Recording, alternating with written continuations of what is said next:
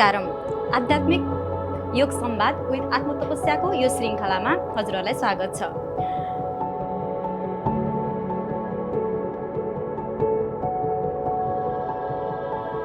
भाग्य भनौँ, सौभाग्य भनौँ या मौका भनौँ, आज हामीलाई यस्तो गेस्ट हामीले पाएको छौँ, उहाँको सायद तारिफ गरेर सम्भव छैन होला। आध्यात्ममा उहाँ डुबेको लगभग 40 वर्ष भइसक्यो। हामी आज 40 वर्षदेखि ब्रह्मकुमारी विश्वविद्यालय, जसलाई हामीले सिम्पल भाषामा ओम शान्ति भन्छौँ, त्यहाँ आबद्ध रहेर राजयोग गराइरहनुभएका सँगसँगै नेपालका र इन्डियाका गरेर 12,000 स्कुल तथा 1100 जेलहरूमा अपराधमुक्त जिन्दगी, तनावमुक्त जीवन र सँगसँगै आध्यात्मिक जागरण गराएर ठुलो भूमिका नेपाल र इन्डियामा पुर्याउनु भएका, सँगै यस्तो अतुलनीय कार्य गरेर इन्डिया बुक अफ रेकर्डमा नाम दर्ता गराइसक्नुभएका यस्ता आध्यात्मिक गुरु हुनुहुन्छ, आध्यात्मिक गेस्ट हुनुहुन्छ। सायदै हामी नेपालीहरूले नेपालका 70 जिल्ला घुमेका छौँ होला, सायदै एकदमै कममा छौँ होला, तर उहाँले आध्यात्मिक जागरणको सिलसिलामा 70 भन्दा बढी नेपाली जिल्लाहरूमा पुगेर आध्यात्मिक जागरणका काम सँगै नैतिक शिक्षा, त्यस्तै गरेर अपराधमुक्त जीवन र चिन्तामुक्त जीवनको अवधारणा ल्याउनको लागि अथवा जीवनयापन गराउनको लागि मुख्य भूमिका निभाइरहनु भएका आदरणीय गुरु, उहाँको नामै काफी छ, बीके भगवान भाइजीसँग आज हामी संवाद गर्न गइरहेका छौँ। आउनु स्वागत गरौँ। स्वागत छ हजुरलाई। बहुत बहुत धन्यवाद। यो कुरा भनिरहँदा हामी सुरुवातमै के सोध्न चाहन्छौँ भने, जुन 40 वर्षको दौडान छ हजुरसँग, 40 वर्षको अनुभव छ, यो सुरुमा जस्तो 40 वर्षमा पनि हजुर जिरोबाट सुरु गर्नुभएको थियो होला, त्यो जिरोबाट सुरु गर्दाखेरि हजुरलाई के चाहिँ प्रेरणाले गर्दाखेरि हजुर यो ब्रह्मकुमारी विश्वविद्यालयमा आबद्ध हुनुभयो र यत्रो 40 वर्षसम्म आफ्नो अमूल्य समय, अमूल्य अनुभव व्यतीत गर्दै अथवा दिएर जनसमुदायको सम्पूर्ण मानिसको भलाइको लागि लागिरहनु भएको छ, त्यो प्रेरणा के थियो? वैसे तो मैं भारत में महाराष्ट्र में मेरा जन्म हुआ। मैं तो 11 साल स्कूल भी नहीं गया था, खेती बाड़ी का काम करते थे 11 वर्षसम्म। 11 वर्ष। तो 11 वर्ष के बाद और फटा हुआ कुर्ता पैजामा भी पहनते थे, गरीबी थी। तो 11 साल के बाद हमारे खेती से एक रोज बच्चा जाता था। मैं सोचता था ये रोज बच्चा कहाँ जाता है, उस बच्चे के पीछे पीछे गया। एक मंदिर में स्कूल लगती थी, तो मैंने वहाँ के टीचर को कहा सर मुझे भी पढ़ना है। तो टीचर ने मना किया अब तो बड़े हो गए थोड़ी पढ़ सकते। मैंने कहा सर मेरे कोई हाजिरी नहीं लगाना, मेरे को क ख सीखना है, मेरे को सर्टिफिकेट वगैरह नहीं चाहिए, मैं बाहर जाऊंगा तो बस का बोर्ड कैसे पढ़ूंगा। तो मेरी वो लगन दे करके टीचर कहता है ठीक है कल से आऊँ। तो पहले दिन टीचर ने मुझे 5वीं कक्षा वालों के साथ बिठाया, क्योंकि एक ही रूम थी, 7 कक्षा इकट्ठी बैठती थी, और कहा कि पहले को सुनाएंगे तो भी सुन लेना, दूसरे को सुनाएंगे तो भी सुन लेना। तो रोज मैं जाना शुरू किया। तो घर वालों ने पूछा रोज तुम कहाँ जाते हो? मैंने कहा स्कूल में। कहा कि स्कूल क्या होता है? हमने कहा उसमें पढ़ते नौकरी लगते हैं। कहा कि आपने पैसा नहीं जाना, मना किया। मैंने कहा मैं बिना पैसे का पढ़ूंगा। कहा कि ऐसे पढ़ना तो भले जाओ। तो मैं रोज सवेरे जल्दी उठता था, वहाँ हमारे यहाँ नीम के पेड़ बहुत है, तो नीम के बीज इकट्ठे करता था, बबूल के पेड़ पर चढ़ करके गम निकालता था, वहाँ एक करंजी करके पेड़ होता है उसको निकालता था, अपने पाँव पर खड़ा होकर के पढ़ाई किया। तो 7वीं कक्षा में बोर्ड की परीक्षा थी। तो टीचर ने कहा तुम डायरी पेन नहीं लाते, कल से नहीं आओ। सोचा अब क्या करें, घर में तो मना किया, मम्मी पापा की गरीबी है, स्कूल भी नहीं छोड़ना, चोरी भी नहीं करना। तो मैं क्या करता था, पुरानी रद्दी से डायरी लाता था, पुरानी दुकान से, और लिखे हुए पन्ने को पानी से धुलाई करता था। पहले स्याही से लिखते थे, धुलाई करके धूप में सुखा करके फिर लिखता था। चोरी नहीं की, गलत रास्ते में नहीं गया, मम्मी पापा को तंग नहीं किया। और एक दिन आया, उसी रद्दी में ब्रह्मा कुमारी का एक किताब मिला, और उस किताब ने मेरी जीवन की रेखा बदल दी। उसके अंदर काफ़ी सारे ऐसे मना कैसे वर्तमान समय कलयुग चल रहा है, कलयुग का अंतिम समय चल रहा है, जो गीता में भी वर्णन किया था कि कलयुग के लक्षण क्या हो गया अंत में, और परमात्मा कौन है, ये 3 लोग, ये सब तमाम बातें सुनकर मनुष्य इस सृष्टि पर आकर के 84 जन्म पूरा हुआ, अब युग बदलने वाला है, ये सारी बातें मैंने किताबों में तो पढ़ी नहीं थी स्कूल में। पाउनुभयो त्यो किताब? हाँ, रद्दी में मिला था, रद्दी में जो डायरी लाई थी उसी के साथ पुरानी। तो फिर मैंने उसके ऊपर एक पत्र लिखा, मुझे और किताबें चाहिए। तो वहां से मुझे एक पत्र आया, आप 10 रुपए भेजो। मेरे पास 10 रुपए तो था ही नहीं। मैं 6 महीना तक कुएं से ला करके पानी बेचा, 2 पैसा 3 पैसा, और पानी बेच करके 10 रुपए इकट्ठा कर दिया, मनी ऑर्डर से एमओ से भेजा, और उसी से मुझे वो किताब और ये मेडिटेशन, मुझे बहुत अच्छा अनुभव होता था। मेडिटेशन सीखा उसमें द्वारा, वो किताब के द्वारा, और तब तक मेरी 10वीं पूरी होगी, और 10वीं में बोर्ड में पहला नंबर लिया। मैं कभी भी स्कूल मिस नहीं करता था, एक दिन भी स्कूल मिस नहीं करता था, डेली स्कूल में जाता था, कभी गलत संगत नहीं करता था वो क्या। और खास तो मेरे को आध्यात्मिकता का इस सहारा मिल गया, तो गलत दोस्तों में नहीं जाता था, अपना पढ़ाई और 10वीं बोर्ड। उसके बाद में बड़े शहर में गए, तो वहाँ एक ब्रह्मा कुमारी की पाठशाला मिली, तो वहाँ डेली में जाना शुरू किया। इस तरह से ब्रह्मा कुमारी विद्यालय में आ गया मैं। यो ब्रह्मा कुमारी विश्वविद्यालय भनिरहँदाखेरि, जस्तो हाम्रो माउन्ट आबू राजस्थान इन्डियामा अवस्थित छ, यसको स्थापना कसरी भयो अथवा यसमा के कुराहरू गरिन्छ? यो ब्रह्मा कुमारी विश्वविद्यालय कुन कुन देशमा अवस्थित छ, कुन देशमा फैलिरहेको छ, यो विषयमा भन्नुपर्दा कसरी भन्नुहुन्छ हजुर? ये आपने तो बहुत अच्छा प्रश्न किया। तो वास्तव में ब्रह्मा कुमारी विद्यालय की स्थापना 1937 में हुई है। 1937। तो ये वास्तव में इसके अंदर ये इतिहास है, क्यों स्थापना हुई, क्योंकि इसके लिए मैं थोड़ा सा पूरा साइकिल जो चलता है संसार का, इसके बारे में थोड़ा सा बता देता हूँ। इस दुनिया में 3 लोग हैं, साकार दुनिया, आकारी दुनिया, उसके पार निराकारी दुनिया। तो इस दुनिया में 4 युग होते हैं, जो आप लोग स्वस्तिका में, हम स्वस्तिका को सब मानते हैं, नेपाल में मानते हैं, भारत में मानते हैं, आध्यात्मिक वाले सब लोग स्वस्तिका मानते हैं। स्वस्तिका में बहुत बड़ा राज है। स्वस्तिका में 4 भाग है, 4 भाग और समान है, एक छोटा एक बड़ा नहीं है। तो ये 4 भाग 4 युगों का प्रतीक है। एक भाग है सतयुग, दूसरा त्रेता युग, तीसरा द्वापर युग, चौथा कलयुग। स्वस्तिका में? हाँ, स्वस्तिका में 4 भाग है। इसीलिए स्वस्तिका में हम कोई भी कार्य करते हैं तो स्वस्तिका बनाते हैं।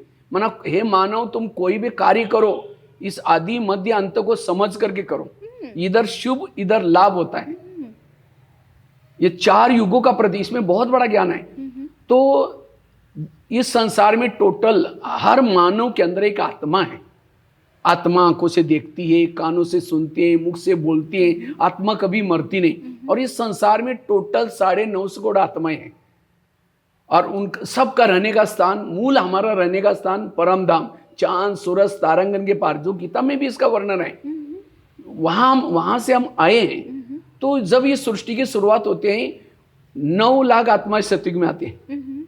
9 लाख, सबके सिर पर सोने का मुकुट होता है, पुष्पक विमान होता है, हर एक का शरीर कंचन काया होता है, वहाँ काम क्रोध कोई विकार नहीं होते, एकदम संपन्न दुनिया, भौतिकता भी संपन्न, सब कुछ संपन्न, वहाँ सुख और शांति। और वहाँ टोटल 8 जन्म होते हैं। एक शरीर छोड़ा, फिर दूसरा लिया, फिर तीसरा लिया, 8 जन्म हुआ, और हर एक की आयु 150 साल होते हैं। जब जैसा वो 12.5 वर्ष पूरा हुआ, उसके बाद दूसरा युग शुरू हो जाता है। लेकिन इसका एक नियम है इस संसार का, एक बार आत्मा उस ब्रह्मांड से नीचे आई, 4 युग पूरा करके ऊपर जाएगी, बीच में कोई नहीं जाएगा। तो सतयुग के बाद जब त्रेता युग शुरू हो गया, आई हुई 9 लाख प्लस और आत्माएं आती हैं। इसीलिए गायन है 33 करोड़ देवी देवता है। ये कब थी? द्वापर युग में, त्रेता युग में अंत में। तो दोनों युगों को सोरक कहते हैं, सतयुग और त्रेता युग, दोनों युगों को सोरक। उसके बाद ये काल चक्र आगे चलता रहता है। उसके बाद आता है द्वापर युग। जैसे द्वापर युग आया, जो आई हुई आत्माएं काम क्रोध लोभ मोह अहंकार ईर्ष्या गणना, इन विकारों के वश हो जाते हैं। जैसा व्यक्ति विकारों के वश हो जाता है, दुखी हो जाता है, फिर परमात्मा को पुकारना शुरू किया। फिर परमात्मा क्या करता है? ऊपर से अपना संदेश देने के लिए, मैसेज देने के लिए धर्मात्मा को भेजता है। तो क्राइस्ट आया, और क्राइस्ट ने ये नहीं कहा कि I am God, God is light, मना निराकार परमात्मा की तरफ इशारा किया। लेकिन जिन्होंने उनका ज्ञान सुना, उन्होंने उनको भगवान मान लिया।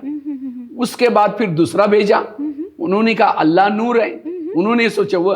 उसके बाद तीसरा भेजा, ओंकार निराकार। इसी तरह जिन्होंने परमात्मा का संदेश देने के लिए भेजा था, उन्होंने उनको तब धर्म स्थापन हो गए। सतयुग त्रेता में एक धर्म, एक राज्य, एक कुल, सारा एक विश्व, एक परिवार था।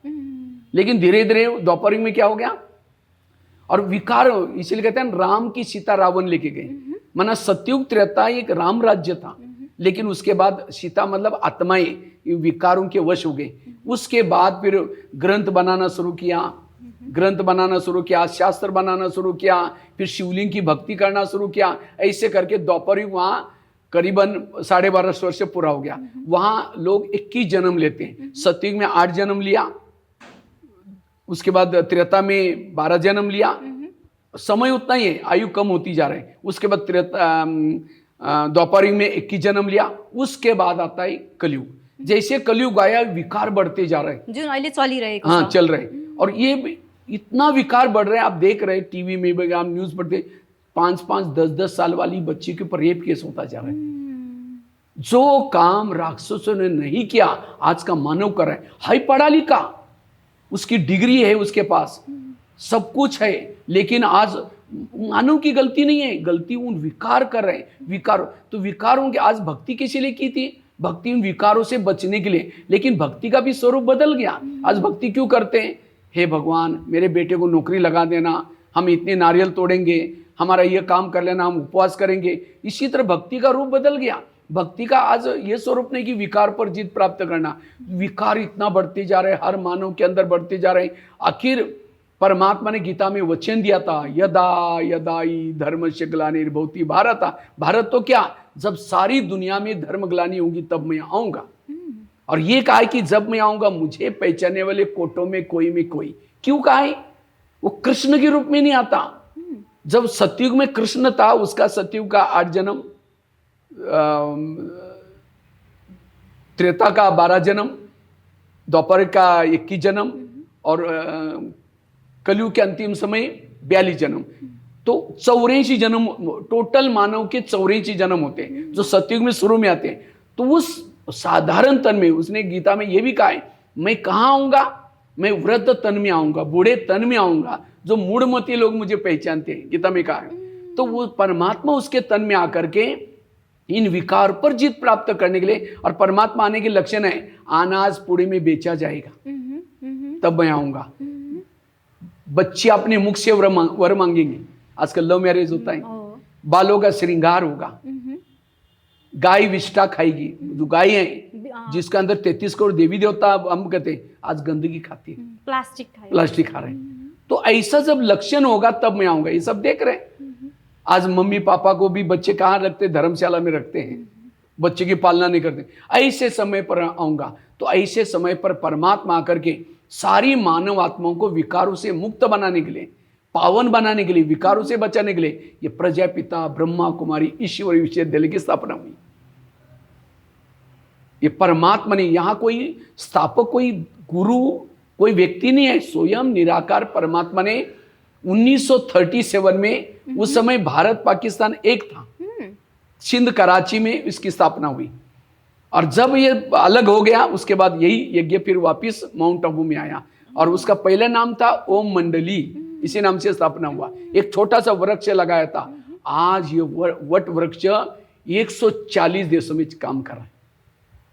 140 देशों में आज ये परमात्मा का कार्य चल रहा है। और इसमें 18 विंग है, महिला विंग, इंजीनियरिंग विंग, सुरक्षा विंग, खेती की विंग।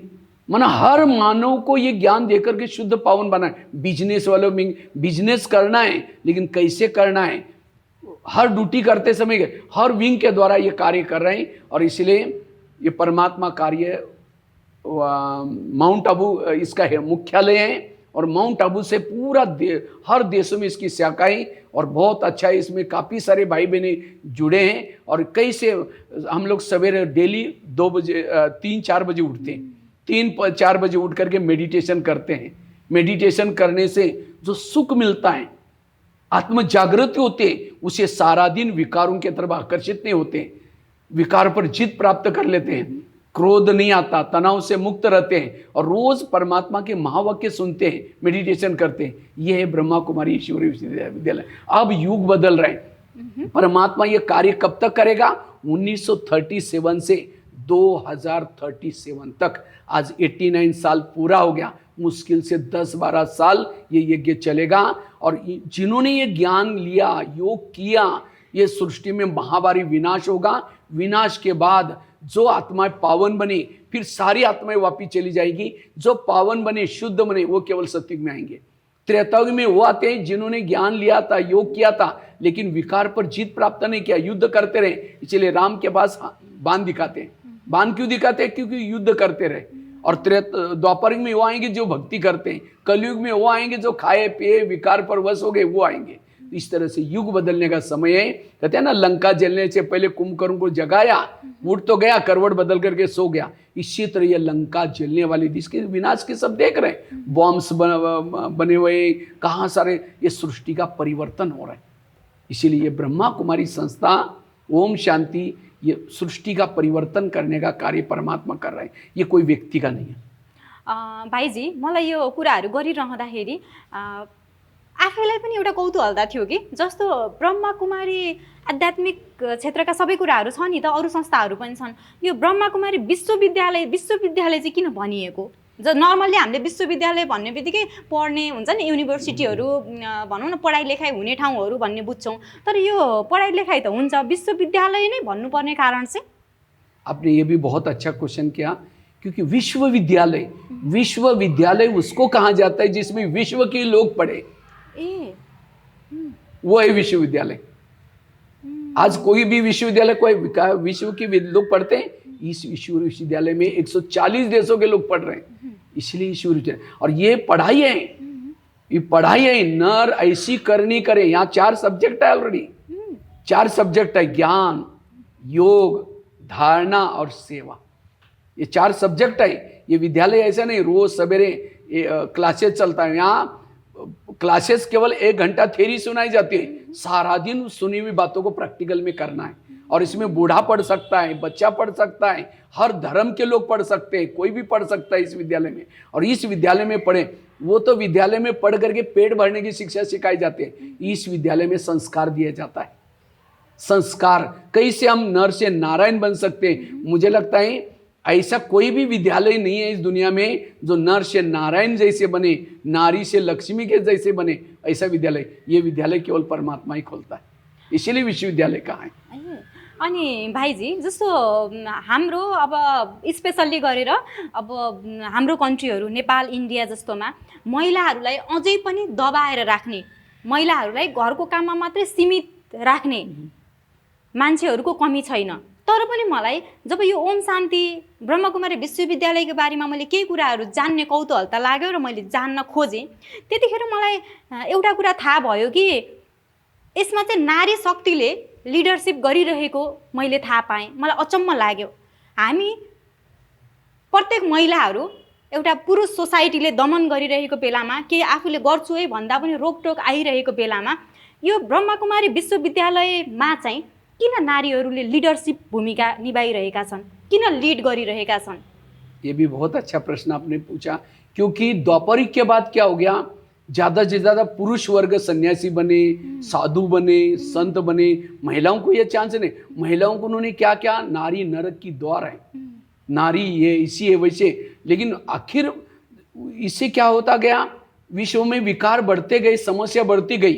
तो वास्तव में ये जो सृष्टि है, शुरू से लेकर के गृहस्थ का जीवन है, लक्ष्मी नारायण घर में गृहस्थी में रह करके पूरा सतयुग भी चला, त्रेता भी चला, द्वापर भी चला। लेकिन द्वापर के बाद क्या हो गया, लोगों ने घर छोड़ करके जंगल, विकार पर जीत प्राप्त करने के लिए जंगल में जाना शुरू किया।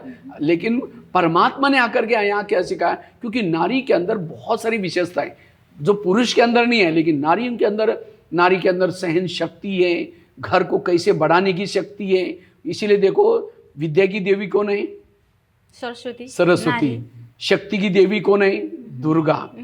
उसके बाद संतोषी माँ, संतोष, हर देवी। क्यों? परमात्मा इस धरती पर आकर के क्या करता है, ज्ञान का कलश नारियों के सिर पर रखता है।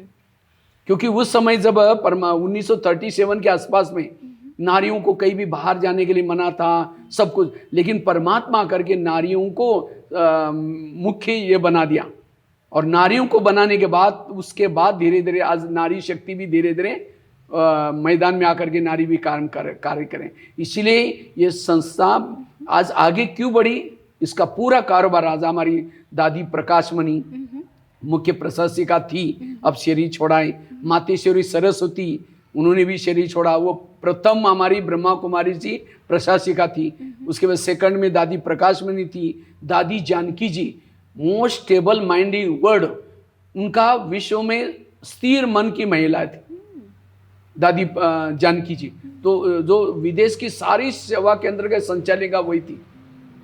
आज हम लोग भी, भाई लोग भी है इस संस्था में, लेकिन हमारी जो बहनें कहेंगी उस प्रमाण हम चलते हैं। हम अपना कभी नहीं चलाते, जो बहनें कहेंगी हाँ जी करके चलेंगे। तो इस तरह से जितने भी हमारे सेवा केंद्र बने हैं, हर सेवा केंद्र में दो तीन चार बहनें रहती हैं। और जैसे यहाँ 2 जोन है, एक काठमांडू में इसका मुख्य केंद्र है राजधानी में, दूसरा पोखरा में एक केंद्र है। तो वहाँ से ये पूरा नेपाल कंट्रोल होता है। वहाँ से फिर अलग अलग सेंटर होते हैं और सेंटर में बहनें रहती हैं, और बहनें जो भी जिज्ञासु होते हैं उनका कोर्स कराना, 7 डेज का कोर्स कराना, और उनका जो भी संभालने का काम, वहाँ जो भी आने वाले लोग हैं वो 1 रुपया 2 रुपये भंडारी में डालते हैं और उसी से कारोबार चलता रहता है। इस तरह से नारी शक्ति को परमात्मा ने आगे किया, और जिसके कारण नारियों की शक्ति के कारण आज ये संस्था दिन 2 गुना रात 4 गुना बढ़ती गई। इसका कारण है नारियों को आगे किया हुआ परमात्मा ने। यसबाट पनि हामीले केही कुरा सिक्न सक्छौँ। जुन अहिले फिमेललाई, महिलालाई दबाइराख्ने मानसिकता भएको पुरुषहरू हुनुहुन्छ, योबाट हामीले ठुलो लेसन लर्न गर्न सक्छौँ। और इसीलिए सतयुग में पहले लक्ष्मी होंगी, फिर बाद में नारायण होगा। राधा पहले, फिर बाद में कृष्ण। क्योंकि परमात्मा ने संगम युग में ये किया, इसलिए। और यहाँ क्या होता है, पहले पुरुष बाद में नारी, ये नहीं, वो सब चेंज कर दिया परमात्मा ने, इसलिए यहाँ नारियों को ज़्यादा ये देते हैं। भाइजी, जस्तो अब हामीले यो ब्रह्माकुमारी विश्वविद्यालय भन्दा पनि ओम शान्ति भनेर चिन्छौँ हैन, सामान्य भाषामा। यो केही न केही यसको मिनिङ छ होला नि त। ओम शान्ति भनेर हामीले भेट्ने बित्तिकै ओम शान्ति भन्छौँ, मिनिङ चाहिँ के हो? ओम शान्ति भनेको चाहिँ के हो? शब्द मात्रै। ओम शांति, ओम मतलब आत्मा। मैं आत्मा हूँ, मैं शांति धाम का निवासी हूँ। दूसरी ओम शांति, हम 2-3 बार बोलते हैं ओम शांति, ओम शांति, ओम शांति। ओम शांति मतलब मैं आत्मा हूँ, इसकी स्मृति देते हैं। फिर मैं आत्मा शांति धाम के निवासी हूँ, और हम सब का पिता शांति का सागर है। ये है ओम शांति। इसमें सारा सब कुछ आया। इसका मतलब हम सभी आत्माएं भाई भाई। इसमें जाति खत्म हो गई, हिंदू मुस्लिम ये शरीर के धर्म है, और शरीर के धर्म से बंटवारा होता गया, प्रॉब्लम बढ़ते गए। लेकिन यहाँ ब्रह्मा कुमारी में ये नहीं, हम आत्मा है, ये भी आत्मा, मैं भी आत्मा। जब आत्मा के स्वरूप में रहेंगे, काम क्रोध लोभ विकार समाप्त हो जाते हैं। जब तक आत्मा के स्वरूप में व्यक्ति नहीं टिकता, तब तक विकार पर जीत प्राप्त नहीं कर सकता, और जब तक विकारों के पर जीत प्राप्त नहीं है, तब तक व्यक्ति को सुख और शांति नहीं मिल सकती। इसीलिए यहाँ ओम शांति बोलते हैं, ताकि हम याद दिलाते, मैं आत्मा हूँ, तुम भी आत्मा हो, हम परम धाम के निवासी हैं, ताकि विकार पर हम जीत प्राप्त करना इजी हो जाता है। इसीलिए ओम शांति इसका नाम दे, और उसका नाम प्रजापिता ब्रह्मा कुमारी ईश्वर विश्वविद्यालय है। ये पूरा नाम ब्रह्मा कुमारी भी कहते हैं, राजयोग केंद्र भी बोलते हैं। अब यो राजयोगको कुरा गरिरहँदाखेरि अब यो विश्वविद्यालयमा मेडिटेसन योगा सम्बन्धी पनि कुराहरू हुने भएको भएर र हामीले राजयोग भन्ने सुनि पनि राखेको छौँ। के हो त राजयोग?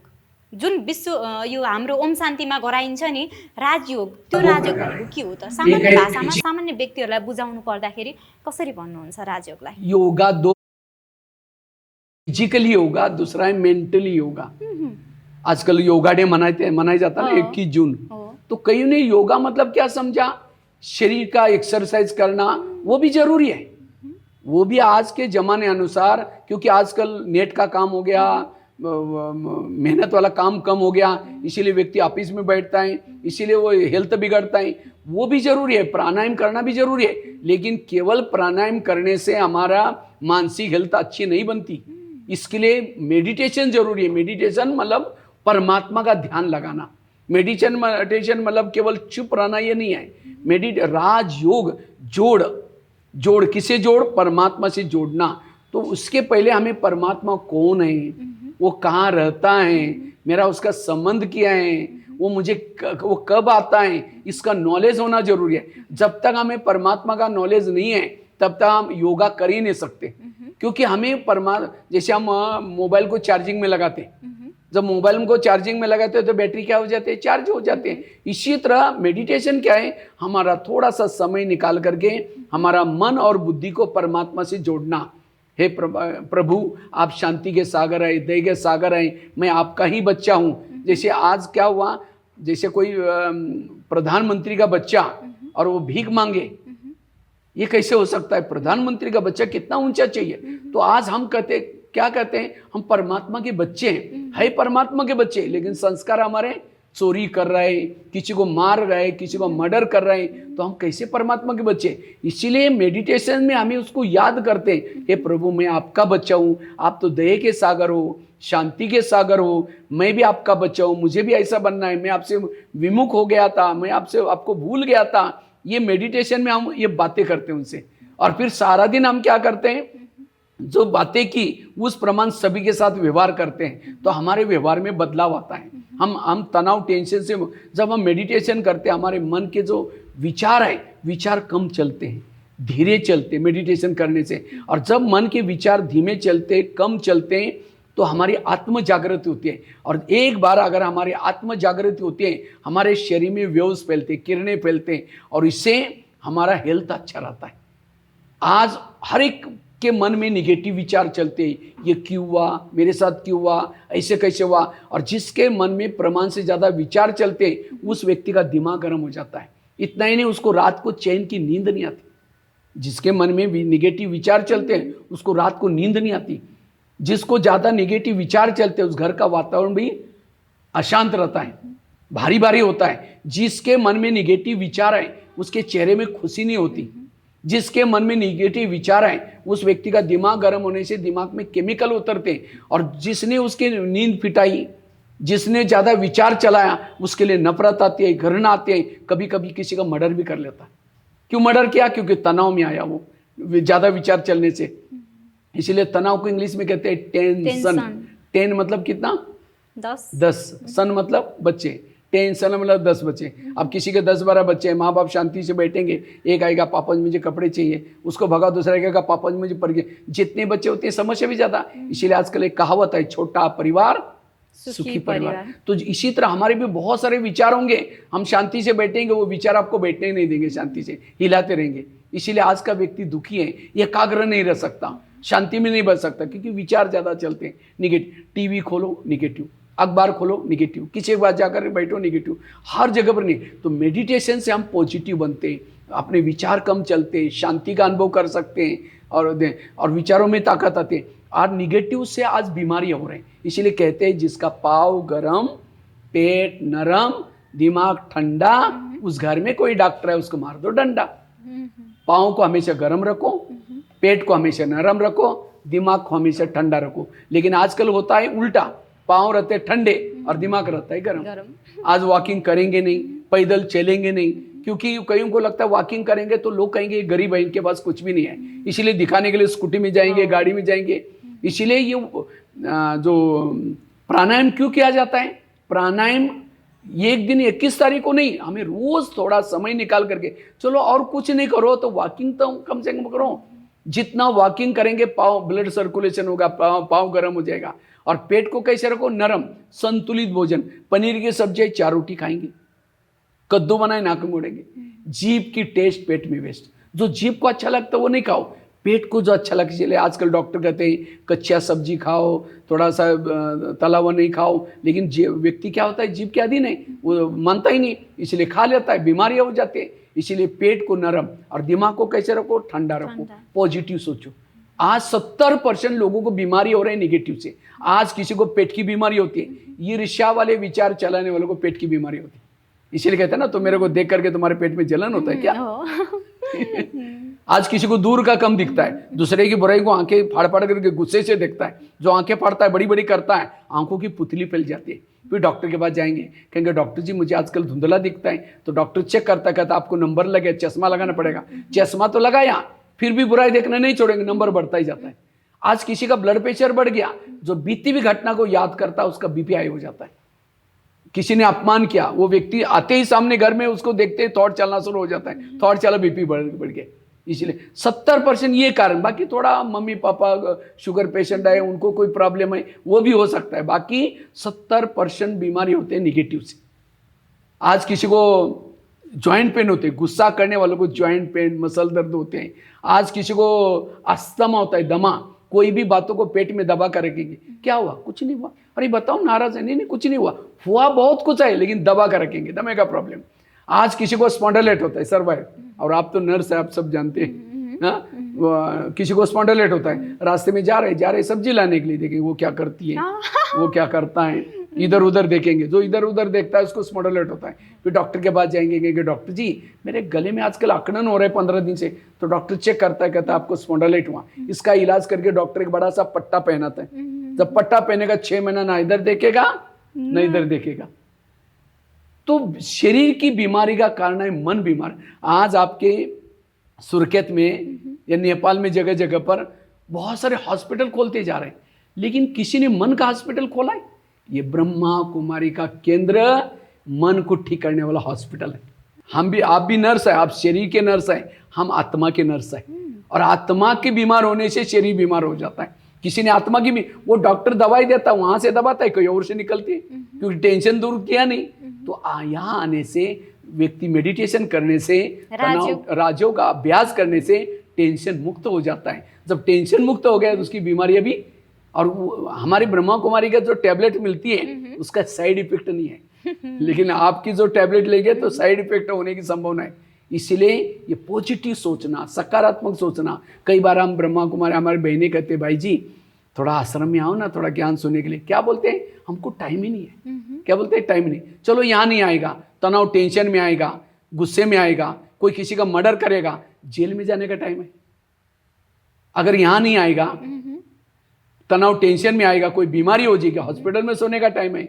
यहाँ नहीं आएगा, कोई ना कोई अपराध होगा, कोर्ट कचहरी की चक्कर लगाने का टाइम है, पुलिस स्टेशन में। ब्रह्मा कुमारी में आओ, 1 घंटा कहीं जाने की जरूरत नहीं पड़ेगी।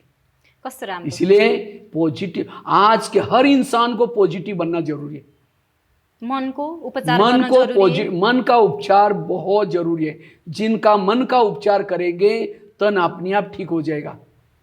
सारी शरीर की प्रॉब्लम है, इसलिए डॉक्टर खुद भी कहते हैं खुश रहो, लेकिन खुश होने के लिए कोई टेबलेट देता है? लोग खुश होने के लिए लाफिंग क्लब में जाते हैं आजकल, गार्डन में, और हाथ ऊपर करके हाँ हाँ हाँ हाँ हाँ करेंगे। घर में आते पत्नी का मुंह देखते चेहरा डाउन हो गया। इसीलिए सदा खुश रहो, लेकिन खुश कौन रह सकता है? जो सदा पॉजिटिव है। तो इसलिए हम रोज यहाँ क्या करते हैं, भाई हम भविष्य में ये बनने वाले हैं, सत्युग में देवी देवता बनेंगे, अपने भविष्य को। आज किसी का लक्ष्य नहीं कि हम भविष्य में, किसी को पता नहीं कि कल क्या होने वाला है। तो यह हमें पता है कि अभी हम ये शरीर छोड़ा, हम भविष्य में सत्युग में देवी देवता बनेंगे।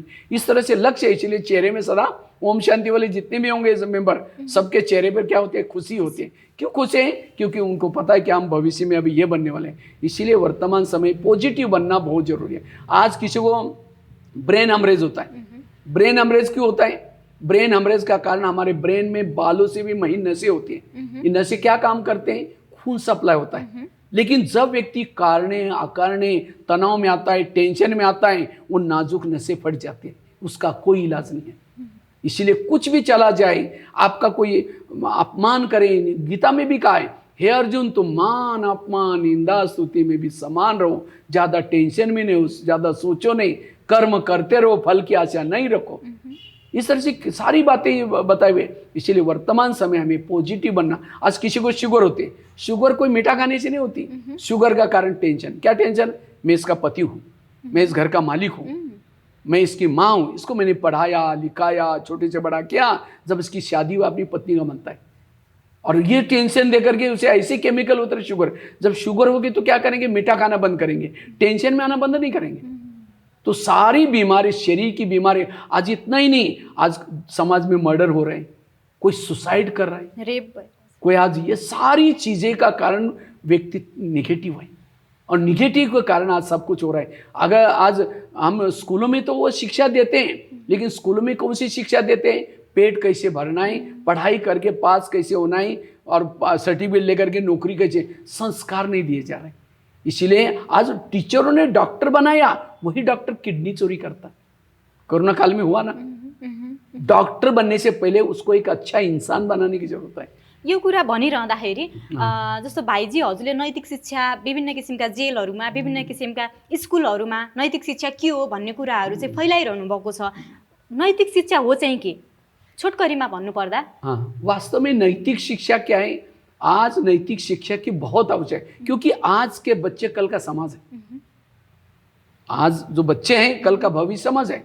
आज भावी समाज मोबाइल देख रहा है, गलत चीजें देख रहा है। आज इंटरनेट के माध्यम से पाश्चात्य संस्कृति बड़ी तेजी से आती जा रही है। मैं जब पहले 98 में नेपाल में आया था, मुझे नेपाल की यहाँ संस्कृति इतनी अच्छी लगी। किसी के पास भी उस समय तो मोबाइल का जमाना था नहीं इतना जो, लेकिन उस समय वो क्या बोलते हैं इसको, FM रेडियो रहता था। वहाँ लोग ऐसे पकड़ करके उसमें न्यूज़ सुनते थे, न्यूज़ वगैरह सुनते थे, गीत सुनते थे अपने लोग के वहाँ पारंपरिक जो भाई। लेकिन आज सबके पास मोबाइल है। मम्मी बैठे, वो अभी मैं भारत से वो ट्रेन से आ रहा था, मेरे सामने दो छोटे बच्चे बैठे थे। वो छुट्टी में कहीं जा रहे थे घूमने के लिए। मैंने इस बच्चे को पूछा, आपको मम्मी अच्छा लगता है पापा जी? उस समय ट्रेन रुकी थी, वो बाहर कहीं गए थे कुछ लाने के लिए। तो मैं बच्चे को पूछा कि आपको मम्मी अच्छे लगते हैं पापा जी? कहता है मम्मी बहुत अच्छी लगती है। तो मैंने कहा मम्मी अच्छी लगते हैं या मोबाइल अच्छा लगता है? तो कहते हैं मोबाइल अच्छा लगता है। मैंने कहा पापा जी अच्छा क्यों नहीं है? कहते पापा जी मोबाइल देखने नहीं देता, बहुत पिटाई करता है, इसलिए पापा जी बिल्कुल अच्छा नहीं। मैंने कहा फिर मोबाइल से भी अच्छा, मम्मी से भी अच्छा मोबाइल क्यों? कहते मम्मी तो चुप रहती है, मोबाइल एंटरटेनमेंट करता है। आज माँ बाप की कई मेरे पास मम्मी पापा आकर के मिलते हैं, कहते हैं भाई जी मेरा बच्चा है ना मोबाइल बहुत देखता है। मैं कहता हूँ गुरु कौन है? आप ही तो गुरु है। आज मैं वैसे तो भारत में महाराष्ट्र एक प्रदेश है, और महाराष्ट्र में एक शिवाजी पैदा हुआ, शिवाजी महाराज। शिवाजी महाराज क्यों बना? जब उसकी माँ, वो हम हिस्ट्री पढ़ते थे, उसकी माँ क्या करती थी, जब बच्चा गर्भ में था वो अच्छे साहित्य पढ़ती थी, संस्कार सीखती थी, दांड पटा चलाती थी, तलवार चलाती थी, धार्मिक ग्रंथ पढ़ती थी, इसीलिए वो बच्चे के संस्कार पढ़े और ये बच्चा कितना महान बना, हिंदुत्व की रक्षा की। लेकिन आज की मम्मी क्या करते, जब बच्चा गर्भ में फेसबुक देखते, व्हाट्सएप देखते, यूट्यूब देखते, जब बच्चा गर्भ में उस समय जो देखा वो सारे संस्कार बच्चे के ऊपर पड़े। नेगेटिव कुरा दिमागमा राख्छ, त्यो पनि पर्छ। वो नेगेटिव उस समय जब बच्चा गर्भ में है 9 महीना, जिस समय वो माँ क्या क्या सोचते हैं, क्या क्या देखते हैं, वो सारे संस्कार बच्चे के ऊपर पड़ते हैं। और दोष किसको दे रहे हैं? बच्चों को दे रहे हैं। बच्चे का कोई दोष नहीं। आज मम्मी पापा को आध्यात्मिकवादी बनने की जरूरत है। बाप शराब पी रहे, बच्चा क्या सीखेगा? मम्मी फैशन कर रहे हैं, बच्ची क्या सीखेगी? इसलिए आज हर इंसान को आध्यात्मिकता की तरफ जाने की जरूरत है, संस्कार के तरफ जाने की जरूरत है। कई बार मेरे को मैं टीचर को कहता हूँ, सर थोड़ा आप बच्चों को नैतिक शिक्षा दो ना। कहते वो काम है मम्मी पापा का, हमारा काम है सिलेबस पढ़ाने का। तो कई बार मम्मी पापा को मैं कहता हूँ थोड़ा बच्चों को संस्कार दो ना। कहते हम बोर्डिंग स्कूल में, अच्छे स्कूल में डाला है और बहुत फी देते हैं, बहुत अच्छा स्कूल है। आज अच्छा स्कूल किसको मानते हैं? जिनकी टाई अच्छी, बिल्डिंग अच्छी, बसें अच्छी, रिजल्ट ज़्यादा, फी ज़्यादा, हम समझते हैं अच्छी स्कूल वो है जहाँ संस्कार सिखाए जाते हैं। इसलिए आज नहीं तो भावी समाज ऐसा बनेगा जो पता नहीं क्या कैसे दुनिया। इसीलिए परमात्मा इस विद्यालय के माध्यम से जो हमारे पास मम्मी पापा आते, उनके घर में बच्चे भी आते, धीरे धीरे संस्कार सीख रहे। और जो संस्कार सीखेंगे भविष्य में एक अच्छी दुनिया आएगी, उस दुनिया में जाएंगे। इसलिए आज मूल्य सिखाना बड़ा जरूरी है, वैल्यू सिखाना जरूरी है। त्यसके लागि हजुर नैतिक, हाँ, इसीलिए मैं जगह पर जा करके, नहीं तो आज पढ़े लिखे। अब मैं एक जेल में गया था, तो एक बच्चे को पूछा तुम जेल में क्यों आए? लगभग 6000 कैदी थे, भारत की बात है। तो मैंने पूछा कि आप जेल में क्यों आए? कहता मैं IIT का स्टूडेंट, इंजीनियरिंग कॉलेज। तो मैंने कहा तुमने क्या किया? कहता मैं IIT में फर्स्ट नंबर लिया पूरा महाराष्ट्र में। लेकिन कहता है मुझे जॉब भी लग गया, 90,000 रुपये पेमेंट था। लेकिन कहता है मेरा दोस्त है, मेरी रोज़ मजाक करता था। एक दिन उसकी मजाक सही नहीं हुई, एक लोहे का टुकड़ा लिया, गुस्से से फेंक के मार दिया, उसके सिर में लगे, खत्म हो गया। पुलिस वाले पकड़ के जेल में। वो बच्चे ने सब कुछ सीखा, क्या नहीं सीखा? संस्कार नहीं सीखा, सहन करना नहीं सीखा। अब एक जेल में गया था, लगभग 500 महिलाएं थी। एक महिला को मैंने उठा करके पूछा, आप जेल में क्यों आए? कहते मैं कॉलेज की प्रिंसिपल हूँ। मैंने कहा कॉलेज में आपने क्या किया? कहते मैं बहुत गरीबी में मेरा जन्म हुआ, पढ़ने लिखने के लिए पैसे नहीं थे, तो भी कहा कि मैंने इधर उधर काम करके अपनी पढ़ाई पूरी की। जब पढ़ाई पूरी होगी नौकरी लग गई, लेक्चरर की नौकरी लग गई। जब लेक्चरर बन गई, शादी हो गई, बच्चे होते गए, तो भी कहा कि मैंने मेहनत नहीं छोड़ी, मेरी मेहनत देकर के मुझे संस्था ने प्रिंसिपल बनाया। जैसे प्रिंसिपल बन गए, मैंने एक अच्छा सा मकान बनाया, एक गाड़ी ली, बच्चे भी बड़े हो गए, उनकी भी शादी करवाई, बहू आई, बहुत ज़्यादा पढ़ी लिखी थी, खाना पीना बनाना नहीं जानती, तो उसको लगा अभी अभी बनाएंगी। 8 दिन हो गया, महीना हुआ, 6 महीना हुआ, साल हुआ, मैडम को टेंशन शुरू हो गया। एक दिन कॉलेज में मीटिंग थी, थोड़ा सा देरी से आई, कहा कि बेटा तुमने कुछ बनाया? कहते मैंने कुछ नहीं, मुझे कुछ नहीं आता। उसको लगा एक के कारण सबको भूखा थोड़ी मारना है। मैडम फ्रेश होकर के किचन में गई, दाल बनाई, सब्जी बनाई, चावल बनाई, रोटियां बेल रही थी स्टील के बेलन से। इतने में बहू आई, कमर पर हाथ रगड़ के किचन में खड़ी रहते। कहते आप कॉलेज में जाते कोई बड़ी बात है क्या? आप ये एसी में बैठते हो, बटन दबाओ तो लोग पानी ला कर देते, बेल बजाओ तो। उसमें इतना खाना नहीं बनाया, इतना दिन, और ऐसे शब्द बोला, इतना दिन का गुस्सा तो था ही। वही स्टील का मेलन गुस्से से फेंक के मारा, बहू के सिर में लगे, बहू अंसपट कर। पुलिस वाले पकड़ के लेके गए, कोर्ट ने फैसला किया आजीवन कारावास।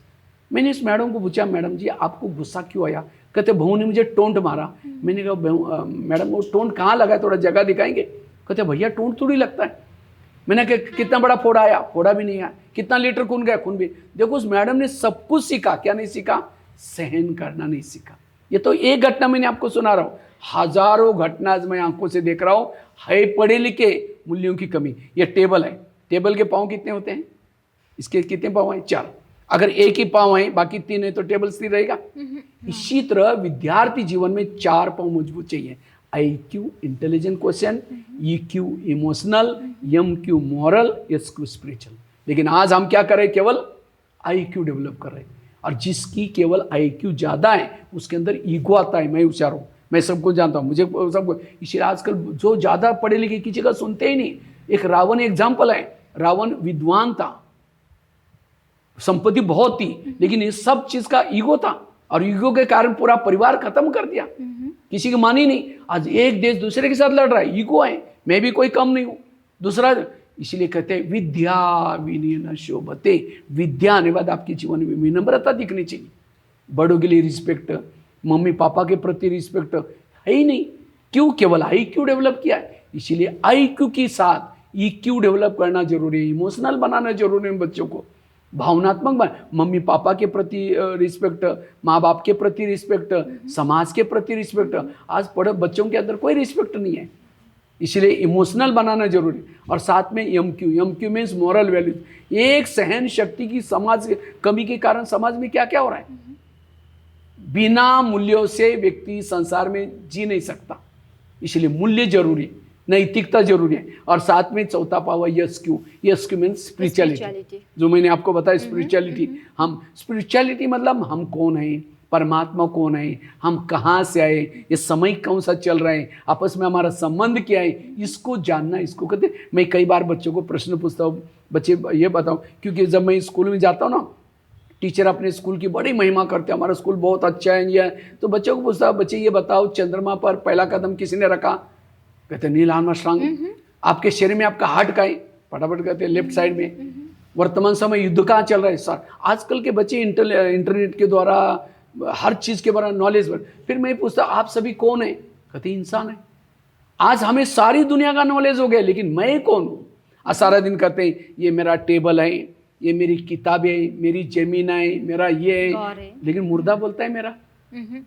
हाँ, जैसे कोई गाड़ी पड़ी है, गाड़ी के अंदर पेट्रोल डीजल सब कुछ है, ड्राइवर नहीं, गाड़ी चलेगी? तो गाड़ी की महत्व की चीज क्या है? ड्राइवर। इसी तरह कोई मुर्दा पड़ा हुआ है, मुर्दे के अंदर हार्ट है, कान है, हाथ पांव सब कुछ है, मुर्दा बोलता है मेरे मम्मी मेरा पापा जी। क्यों? मैं बोलने वाला मैं चला गया हूँ, मैं कौन, मैं कहाँ से आया हूँ, मुझे कहाँ जाना है, मेरे जीवन का उद्देश्य, यही आध्यात्मिकता है और कुछ नहीं। किसके लिए ओम शांति। ये है ओम शांति। और जब अपने आप का नॉलेज हो गया कि मैं कौन हूँ, मैं कहाँ से आऊँ, मेरा सबके साथ संबंध क्या है, ये सारी शांति आएगी आपस में। एउटा कुरा भाइजी, जस्तो आध्यात्मिक स्कुलहरू भनौँ न, आध्यात्मिक जागरण गर्ने धेरै किसिमका संस्थाहरू फैलिरहेको अवस्थामा ओम शान्तिले दिन खोजेको ज्ञान चाहिँ के? किन ओम शान्ति अरूभन्दा फरक? इसमें जमीन और आसमान का फर्क है। कसरी? वहाँ क्या करते हैं, जैसे ब्राह्मण होता है, ब्राह्मण शादी लगाता है, शादी कराता है पति और पत्नी को, लेकिन पत्नी को पता भी नहीं होगा कि मेरे किसी को भी जो जिनकी शादी उनको पूछो आपके शादी में ब्राह्मण कौन हो, क्या शादी किसने लगाई, वो कहाँ रहता है, आप कभी गए थे उनके घर में, पता ही। तो आज हम क्या करते हैं, परमात्मा से जोड़ देते हैं, हमको याद नहीं करना। और उसमें क्या फर्क है, वो करते हैं मेरी पूजा करो, मैं ही भगवान। कोई भी देहधारी भगवान नहीं हो सकता, भगवान एक निराकार है। आज हमारे जो प्रजापिता ब्रह्मा जिनके तन में परमात्मा आता है वो भी परमात्मा नहीं है, परमात्मा केवल निराकार ज्योति स्वरूप, याद उसको करना है उसके थ्रू, ये उसमें फर्क है। वहाँ क्या करते हैं, ध्यान लगाते हैं। आज कई जगह पर कहते हैं परमात्मा सर्वव्यापी है, परमात्मा सभी तरफ है, कण कण में भगवान है। कण कण में है तो उसको ध्यान लगाना है तो कैसे लगाएंगे? कण कण में भगवान होता तो ध्यान कैसे लगाएंगे? यसलाई हजुर डिस्ट्र्याक्सन भन्नुहुन्छ? हाँ, अच्छा कण कण में भगवान ऑलरेडी है तो यदा यदा क्यों बोला, जब जब धर्मग्लानि तब मैं आऊंगा, पहले ऑलरेडी कण कण में पड़ा हुआ है। इसका मतलब यहाँ है ही नहीं, वो ऊपर रहता है जब धर्मग्लानि तब है। इसीलिए मंदिर वगैरह क्यों जाते हैं? मंदिर में 5000 साल पहले वो आया था, उसने अच्छा काम किया था, लोगों को विकारों से बचाया था, उसके फोटो लगे वहाँ जा। अब फोटो के पास जाकर के कहो कि मेरे को ये दे दो, समझे मेरा फोटो है, किसी के पास मेरे 500 रुपये हैं और मेरा फोटो लगा हुआ है, मैं कहूँ कि कोई आकर के वो कहेगा मेरे को 500 रुपये दे दो, मैंने आपको दिया था, फोटो थोड़ी देने वाला। जो मैं यहाँ जहाँ चाहिए इतने वहाँ जाएंगे। इसी तरह फोटो के पास जाने के बाद इधर हमारा ध्यान वहाँ जाना चाहिए। जब तक ध्यान उस परमात्मा के पास नहीं जाता तब तक हमें उससे प्राप्ति नहीं होती। इसलिए आज कृष्ण ने भी किसको याद किया है? शिव को याद किया है। राम ने भी किसको याद किया है? शिव को याद किया है। आज हनुमान ने भी किसको? सभी देवों में देव महादेव, हर हर महादेव। अगर पेड़ों के जड़ों को पानी डालेंगे पेड़ बढ़ेगा? जड़ों को पानी डालेंगे पेड़ बढ़ेगा?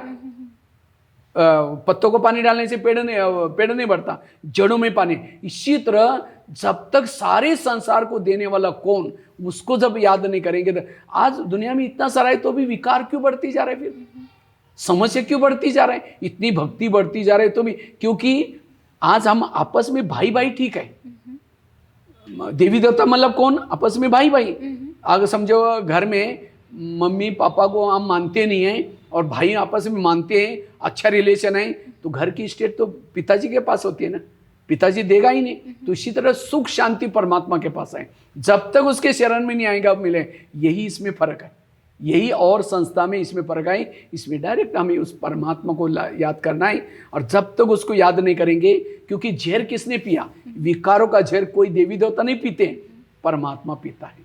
परमात्मा वो जहर को पिता ही, विकारों पर जीत प्राप्त करने का काम। ये तो हम इतना दिन, इसीलिए जैसे कोई थोड़ा सा फ्रैक्चर होता है, हम प्रथम उपचार हॉस्पिटल में जाते हैं, लेकिन ज़्यादा है तो बड़े डॉक्टर के पास जाते हैं। तो आप इतना विकारों के वश व्यक्ति हो गए, जब तक उसके पास नहीं जाएंगे तब तक हम उसे मुक्ति नहीं मिलेगी। इसीलिए यही फरक है इसमें। यो कुराहरू भनिरहँदा भाइजी, अब हामी कार्यक्रमको अन्तिमतिर पनि आइसकेका छौँ। मलाई चाहिँ के लाग्छ भने अहिले युवा पुस्ताहरूलाई फोकस गर्नु पर्दाखेरि धेरै युवाहरू लागु पदार्थ दुर्व्यसनीमा, त्यस्तै किसिमका कति अपराधहरूमा मुसिरहेको अवस्थामा हजुरको सल्लाह सुझाव युवा पुस्तालाई केन्द्रित भएर के हुन सक्छ आध्यात्मिक जागरणको तर्फबाट? वर्तमान समय युवाओं को सही दिशा देने की जरूरत है। आज मैं जब जेल में जाता हूँ, जेल में लगभग 70% कैदी युवा होते हैं। युवा लोग, छोटे छोटे बच्चे जब सामने बैठते हैं, बच्चों को पूछता, बच्चे ये बताओ इसमें से गुस्सा किसको किसको आता है? झूठ बोले कौवा काटे, सारे बच्चे हाथ खड़ा करते, सर हमको गुस्सा आता है। छोटे छोटे बच्चों में गुस्सा आ रहे हैं। छोटे छोटे बच्चे आज मोबाइल के वश में, आज की युवा पीढ़ी भटक रहे। उसके मूल 4 कारण है। पहला कारण गलत संगत, उसकी जो दोस्ती है गलत के साथ है। इसीलिए दोस्ती हम अच्छे के साथ करना है, जिसके साथ आज वो चाहता नहीं गलत काम करे, लेकिन दोस्त कहता है, आज एक घटना में, अभी मैं भारत से आ रहा था तो मैंने एक पेपर में न्यूज़ पढ़ रहा था, माना संगत का कितना असर पड़ता है, मैं आपको सुनाता हूँ। भारत में आज यहाँ भी यही ये हो रहा है, हर जगह पर संगत, दोस्ती।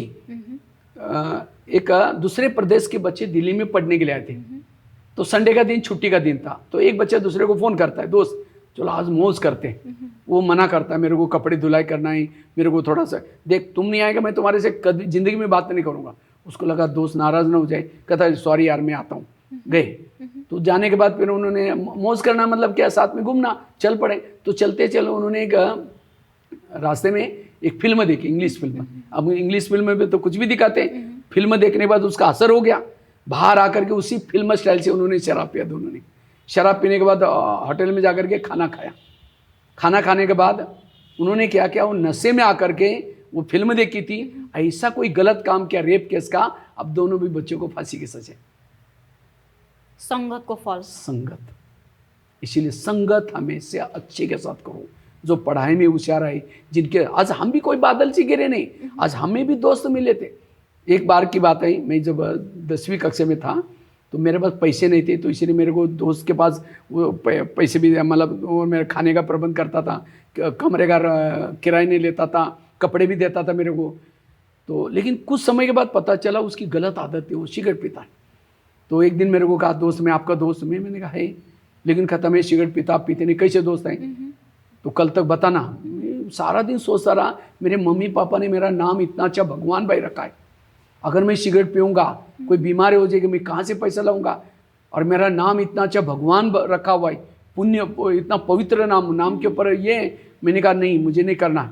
तो दूसरे दिन गए, ये लो सिगरेट। मैंने कहा नहीं। कहता क्यों? मैंने कहा मेरा दोस्त है, मैं बचपन से परमात्मा को अपना दोस्त मानता था। रात को सोते समय मेरे जीवन में जो भी कुछ होता था मैं सुनाता था, दोस्त मेरे साथ ऐसा हुआ, मैंने आज गलत बोला, ऐसा जो सुना करके सो जाता था हल्के होकर के। जो मुझे पसंद, उसको पसंद नहीं, वो मुझे नहीं करता था।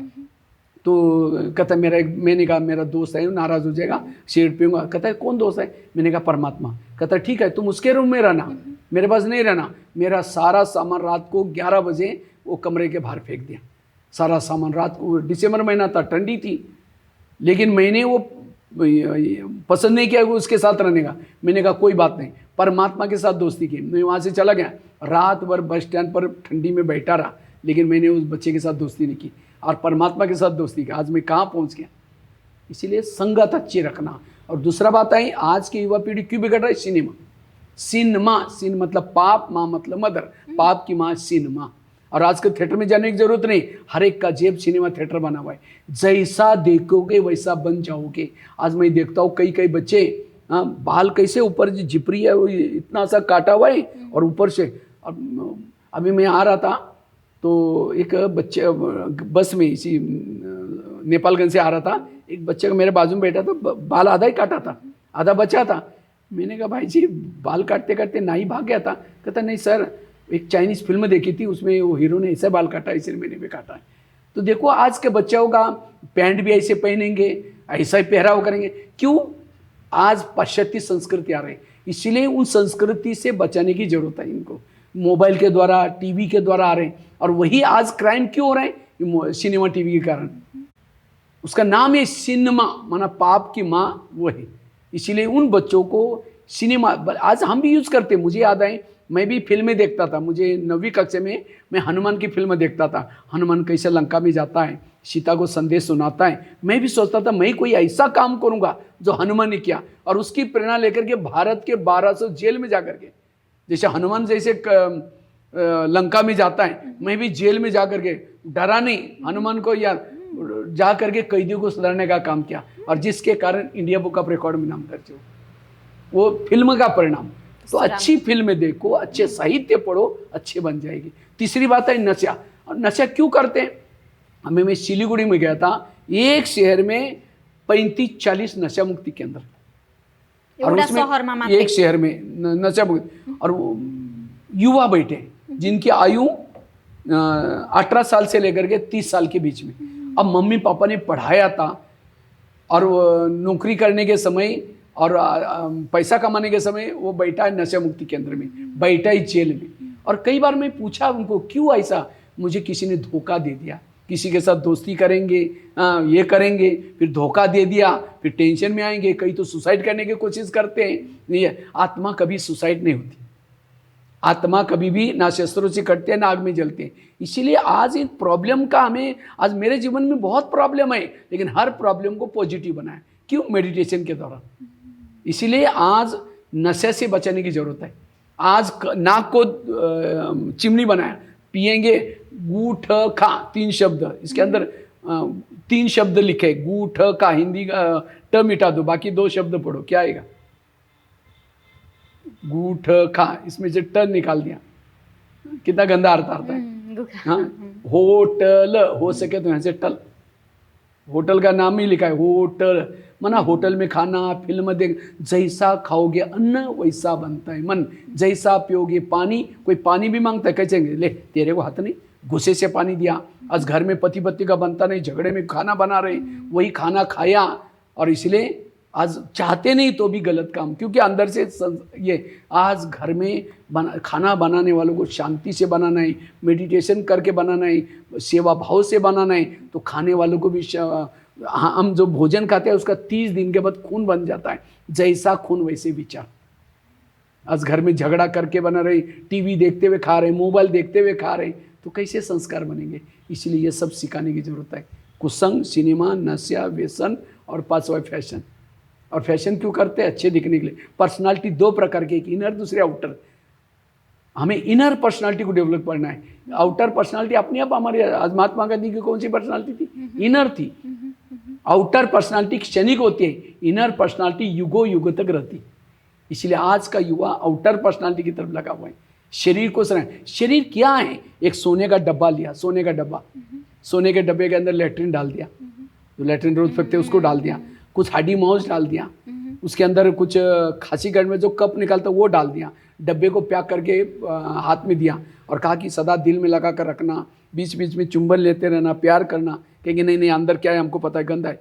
तो शरीर क्या है? एक सोने का डब्बा है, ऊपर से गोरी सी चमड़ी है, लेकिन क्या भरा हुआ है? वही लेट्रिन भरा हुआ है, कप भरा हुआ है, हड्डी मांस भरी है। आज हम आपस में एक दूसरे के क्यों मिलते हैं? उसके अंदर जो मिलने वाली चीज़ है, देखने वाली, वो है आत्मा, लेकिन उसके तरफ किसी का ध्यान नहीं है। आज कोई भी व्यक्ति कितना भी सुंदर है, वो शरीर छोड़ के चला गया, कहते इसको रवाना करो। क्यों इतना सुंदर है? रखो ना, क्योंकि जो सुंदर था वो आत्मा, वो चली गई। सुंदर आत्मा है, आत्मा को देखो। आज कोई भिखारी को देखकर हम नफरत करते, वो भिखारी आत्मा है, उसके शरीर को देख करके। इसीलिए आध्यात्मिकता क्या है? आत्मा को देखना, आत्मा से बात करना, ये आध्यात्मिकता। हुन्छ, हजुरको अमूल्य समय र संवादको लागि हजुरलाई धेरै धेरै धन्यवाद। बहुत बहुत धन्यवाद। ओम शान्ति।